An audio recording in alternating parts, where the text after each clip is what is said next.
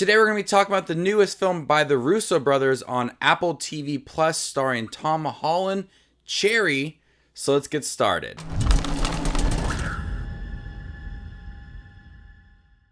Welcome, movie watchers. Thank you guys for stopping by my channel. If you guys are new to my channel, make sure to hit that subscribe button down below for more up and coming content just like this. The wild journey of a disenfranchised young man from Ohio who meets the love of his life only to risk losing her through a series of bad decisions and challenging life circumstances. Question of the video: what is your favorite Tom Holland performance? Let me know in the comment section down below, and there you can find my answer. I was really looking forward to Cherry. I really liked how the poster looked. I liked the trailer. I like Anthony and Joe Russo from directing Avengers Endgame and Infinity War. I think they're talented directors. I was curious to see what they could do with a new film that is not MCU related. And this film is quite long, about 2 hours and 21 minutes, and it covers a lot in Nico's life, played by Tom Holland. There's a lot to appreciate about this movie, and there's a lot that is quite frustrating as well. Let's start off with the positives for this movie. Tom Holland is terrific in this movie. He is so good at handling this young man who meets this young girl in college, and they fall in love, and their relationship is at risk because she wants to further her education in Canada and he joins the military. But everything kind of spirals out of control once he returns home and he gets addicted to drugs and needs to obtain money to pay people back. It covers a lot within this movie, and Tom Holland is able to balance the hardships of returning from war and dealing with a drug addiction and falling in love too. You know, there's romantic scenes in the beginning of the film, there's harsh war scenes, there's those drug scenes at the end, there's the intense moments of him trying to rob a bank. It covers it all. And this movie is broken up into different parts. I think like 5 different parts. There's a prologue, there's an epilogue, there's so much that goes within this movie.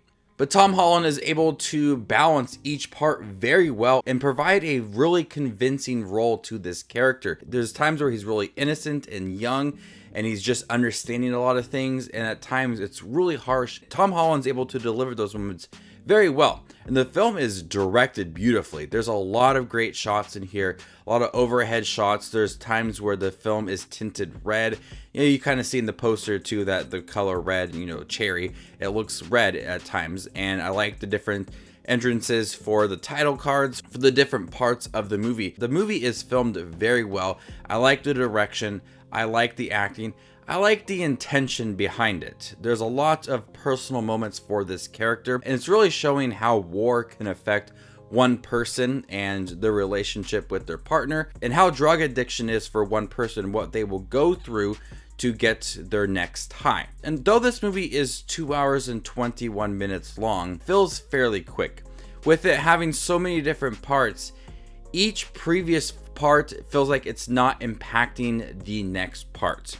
So in the beginning, when he meets his girlfriend, and then he joins the military, and then he comes home, gets addicted to drugs, and then he is trying to obtain money to buy drugs. Each previous scene, each previous part of the movie is not very strong, so when it leads into the next part, you're not feeling that impact from the previous scenes.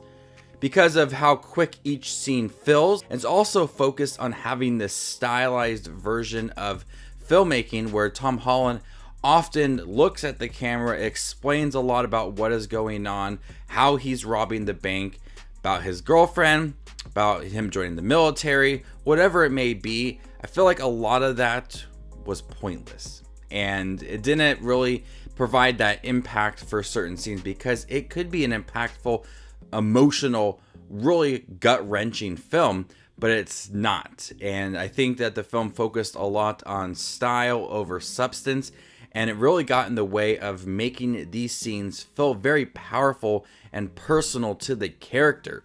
And by the end of the film, when we were supposed to be truly invested in Nico's life and his drug addiction and him trying to obtain money and robbing banks and his time at war, each scene that led up to those moments aren't strong and they are poorly developed, and the pacing for each part of the movie feels so quick. So when we transition into the next part of the movie and the screen becomes red and puts on a new and says part 2 or part 3, whatever part it is, you feel like you're missing a lot of key moments from the previous scenes. There's a lot of moments where the film is trying to have these stylized scenes with him. It tries to be a little bit flashy at times, with him narrating, looking at the camera, explaining what is happening. I feel like there's a lot of moments within this movie that easily could have been cut out those stylized moments, really hone in on the important parts of Nico's life, what led to certain decisions, because we do explain, why he wanted to join the military, how he got addicted to drugs after returning home from war. But like I said, each previous scene doesn't feel like it's very impactful. So you're watching it and you know that you're supposed to be invested in his story.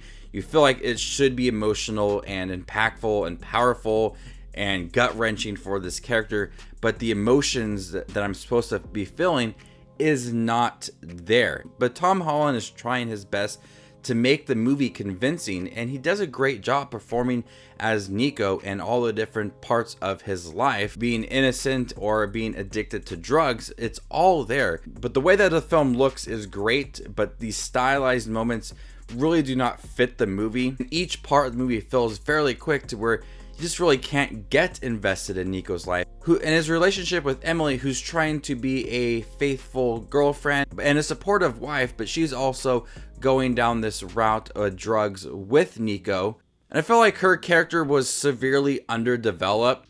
And I know the story mainly focuses around him, but she does play a large role in the second half of the movie, the later parts in the film, and there to scream at Nico or be frightened at what he is doing after he returns from war, and then also join him on taking drugs.